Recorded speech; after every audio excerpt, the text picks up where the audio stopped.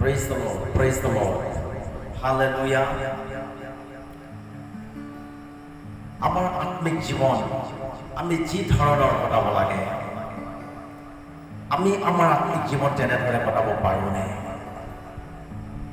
বহুত সময়ত আমি নিজকে উপলব্ধি কৰি পাওঁ, কোনোৱে ক'ব নোৱাৰে যে নাপাওঁ বুলি। যি ৰূপত আমি আমাৰ আত্মিক জীৱন কটাব লাগে তেনে ৰূপত আমি আমাৰ আত্মিক জীৱন কটাব পৰা নাই। আমাৰ আত্মিক জীৱন এই দিনবিলাকত চলোৱাটো সাধাৰণ নহয়। বিশেষকৈ প্ৰভু যীশু খ্ৰীষ্টৰে সৈতে আমাৰ আত্মিক জীৱন আমি কটাব পাৰিছোঁ নে নাই? বহুত সময়ত আমি ভাবোঁ আমাৰ আত্মিক জীৱন আমি ঠিকে চলাই আছোঁ, তথাপিও ক'ৰবাত গণ্ডগোল হৈ থাকে। আমি আমাৰ আত্মিক জীৱনক চলাই লৈ যাওঁতে আমাৰ আত্মিক জীৱনক আমি এই অন্তিম দিনত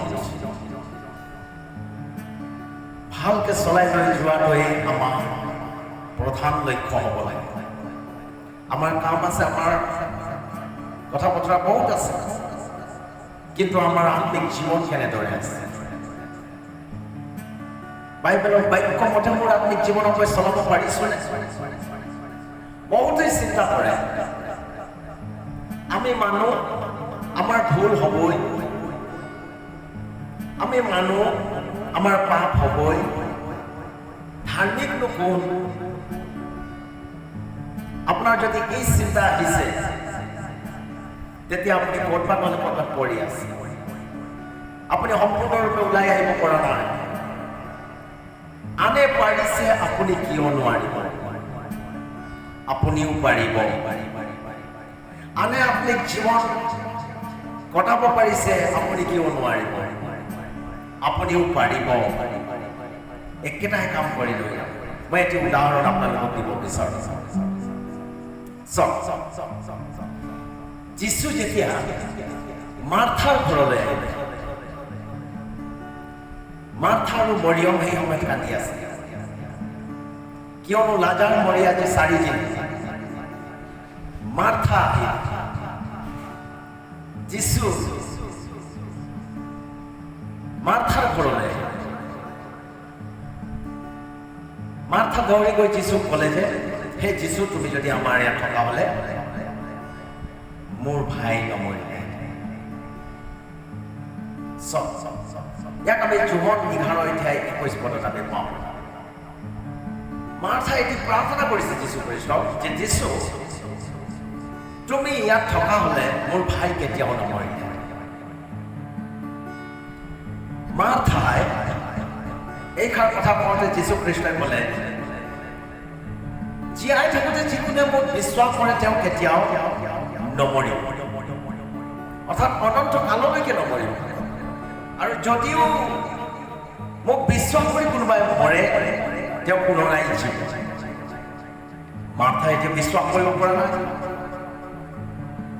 ইমান দিন লাজাৰ যীশু খ্ৰীষ্টক বিশ্বাস কৰিলে, ভৰসা কৰিলে, চলিলে, লাজাৰ দেখোন মৰিব।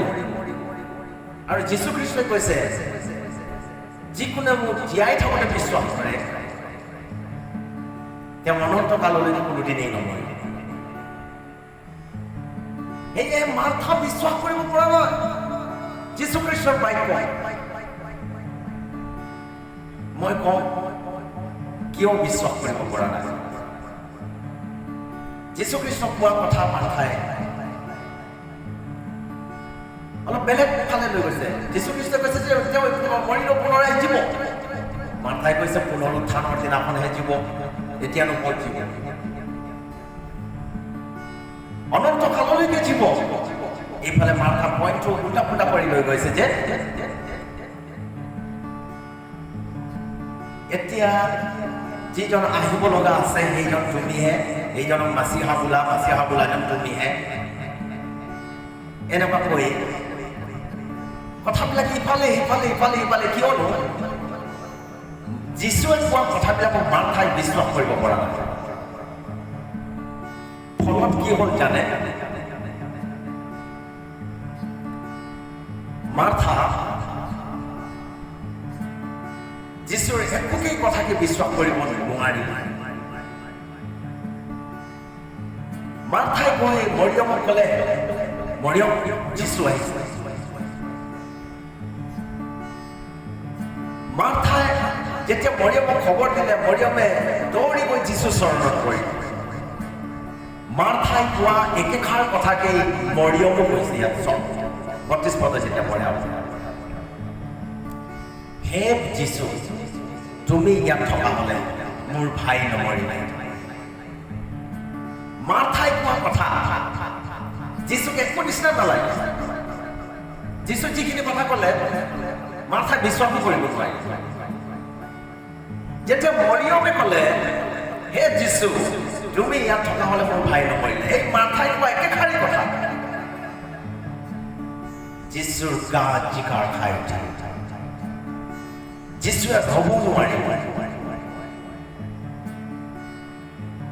লগে লগে যীশুৱে মৰিয়মৰ সেই বেদনা, সেই দুখ, ক্ৰন্দন চাই যীশু ৰ'ব নোৱাৰিলে। যীশুৱে তাক ক্ৰন্দন কৰিলে বুলি লিখা আছে 35 পদ। যীশুৱে কান্দি দিলে, চকু পানীটো আহি দিলে, ৰ'ব নোৱাৰিব। কিন্তু লগে লগে যীশুৱে কৈছে যে, মৰিয়ম, তুমি লাজাৰক ক'ত থৈছা? কোৱা কোৱা কোৱা, লাজাৰক ক'ত থৈছা? মোক এতিয়াই কোৱা, কিয়নো তোমাৰ কথা শুনি মই আৰু ৰ'ব নোৱাৰো। মাৰ্থাৰ প্ৰাৰ্থনাৰ উত্তৰ একো অহা নাই, কিন্তু মৰিয়মৰ প্ৰাৰ্থনাৰ উত্তৰ যীশু নিদিয়াকৈ থাকিব নোৱাৰি। কিয় জানে? যেতিয়া যীশু মাৰ্থা আৰু মৰিয়মৰ ঘৰলৈ আহে, মৰিয়মে গোটেইখিনি কাম বাদ দি যীশু খ্ৰীষ্টৰ চৰণত বহি যীশু খ্ৰীষ্টৰ মুখৰ পৰা ওলোৱা প্ৰতিটো শব্দ, বাক্য মৰিয়মে তেওঁৰ হৃদয়ত সাঁচি ৰাখে। মৰিয়মে জানে মানুহে কেৱল পিঠাৰে নিজিয়ে, ঈশ্বৰৰ মুখৰ পৰা ওলোৱা প্ৰতিটো বাক্যৰেহে জীয়ে। আৰু মৰিয়মৰ এই বিশ্বাসে, এই বাক্য, কিয়নো যীশু আহিলে তাই সময় কটায়, যীশুৰ চৰণত প্ৰাৰ্থনাত সময় দিয়ে, আৰাধনাত সময় দিয়ে, বাইবেল বাক্য পঢ়ে, যীশুৰ উপস্থিতিত বহে, বাক্য শুনে, বাক্য সংগ্ৰহ কৰে, বাক্য বিশ্বাস কৰে। সেয়েহে মৰিয়মৰ কথা শুনি যীশু খ্ৰীষ্টক ৰ'ব নোৱাৰে। যীশু খ্ৰীষ্ট ক'লে, মৰিয়ম, লাজাৰক ক'ত থৈছা কোৱা। মাৰ্থাৰ কথাত কিয় নক'লে? মাৰ্থাই কথাবিলাক বিশ্বাস কৰিব নোৱাৰে। মাৰ্থাই বাক্যৰ সন্মুখত বহিব নোৱাৰে, বাক্যত সময় কটাব নোৱাৰে, আত্মিক জীৱন যাপনত থাকিব নোৱাৰে। তাৰ অকল কামেই কাম, কামেই কাম, কামেই কাম, দিনে কাম, ৰাতিয়ে কাম। কেনেকৈ উপাৰ্জন কৰিব লাগে, কেনেকৈ কি খাব লাগে, কেনেকৈ কি খুৱাব লাগে, কেনেকৈ কি পিন্ধিব লাগে, সংসাৰৰ চিন্তাই মাৰ্থাক খাই পেলাইছে। মৰিয়মে যেতিয়া যীশুৰ চৰণত বহে, মাৰ্থাৰ খং উঠি যায়। ই অকল প্ৰাৰ্থনা, প্ৰাৰ্থনা, বাক্য, বাক্য, ইহঁতৰ আৰু বেলেগ কাম নাই, বহুত ৰকমৰ কথা। মাৰ্থাই বিশ্বাস কৰিব পৰা নাই, কিন্তু মৰিয়মে হ'লে বিশ্বাস কৰিলে। মৰিয়মে যীশুক আঁকোৱালি ল'লে, যীশুৰ কথা শুনিলে, আৰু মৰিয়মৰ এই বিশ্বাস, মৰিয়মৰ এই ভক্তি, প্ৰিয়সকল, আপোনালোকে জানে লাজাৰক জীয়াই তুলিলে। যেতিয়া লাজাৰক জীয়াবলৈ খবৰখন খুলি দিবলৈ ক'লে যীশুৱে, তেতিয়াও মাৰ্থাই বিশ্বাস কৰিব পৰা নাই। মাৰ্থাই কৈছে, যীশু মৰি আজি 4 দিন হ'ল, গোন্ধাব, মানুহ থাকিব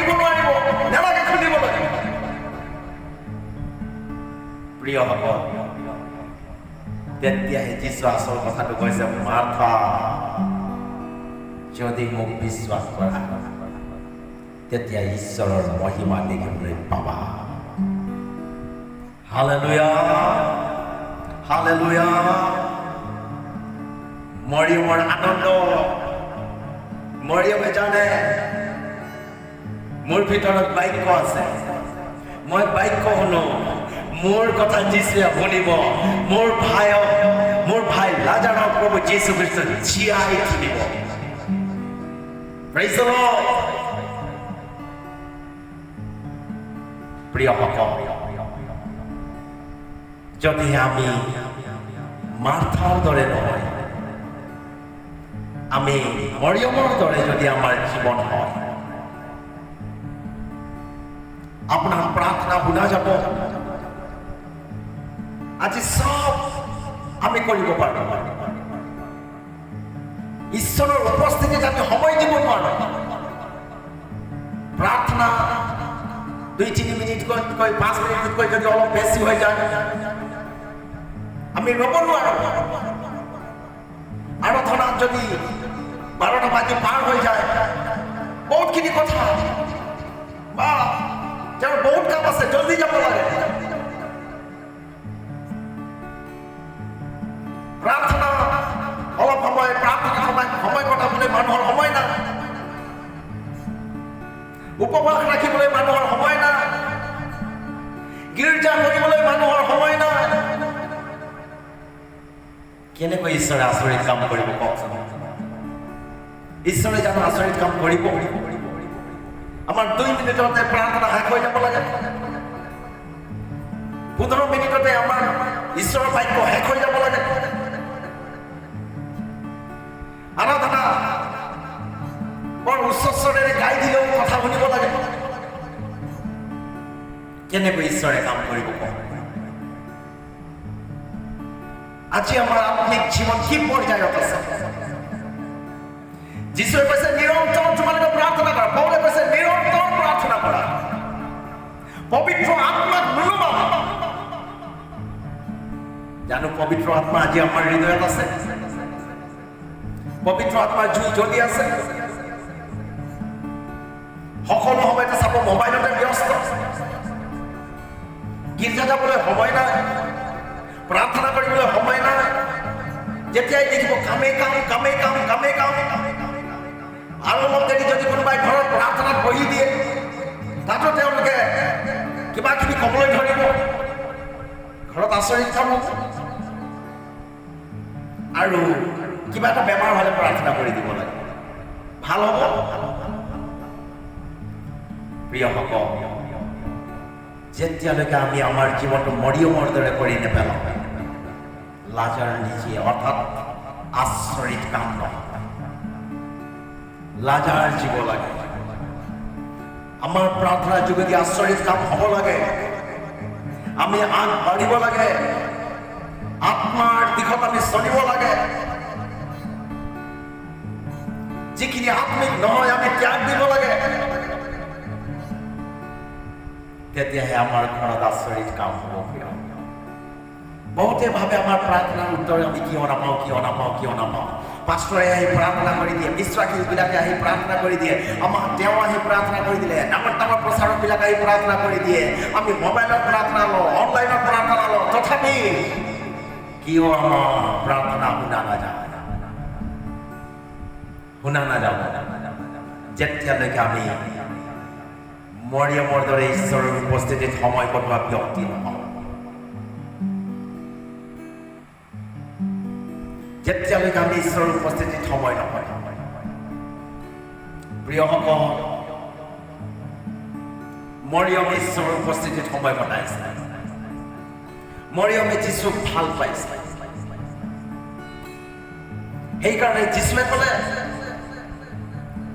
মৰিয়মে উত্তম ভাগ বাছি লৈছে আৰু তেওঁৰ পৰা এই ভাগ কেতিয়াও কাঢ়ি নিয়া নহয়।